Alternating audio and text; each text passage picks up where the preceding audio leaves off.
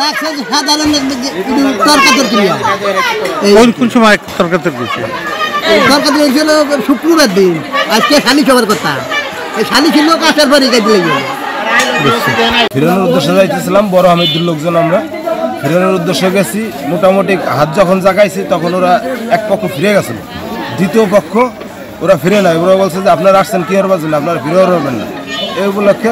তারপর এই পাশে ইট মারার পরে আবার শুরু হয়ে যায়।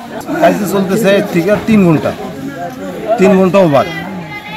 আগে থেকে শুনছি যে ছোট অনেক বিপত্তর কাজে লাগছে বেলা 3 ঘটিকার সময়।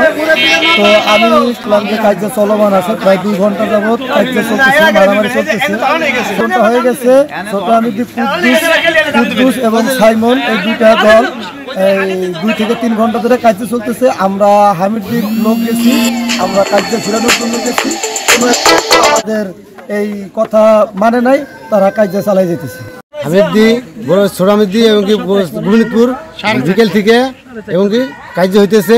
এখানে আইন শৃঙ্খলা বাহিনীর দায় হয়েছে, তারপরেও তারা মানতেছে না, তাদেরকে ওভারটেক করে তারা কার্য করতেই আছে। গঞ্জামটা শুরু হয় বিকাল 3টায়, 6টা নাগাদ আর কি গঞ্জামটা চলে।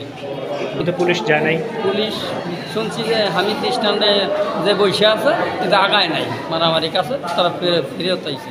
খালি আহত হয়েছে, 2 পক্ষের লোক আহত হয়েছে, মারামারি চলছে। আহত কেমন হয়েছে বিপক্ষের? আহত বহু আনুমানিক 40-50 জনের উপরে হবে।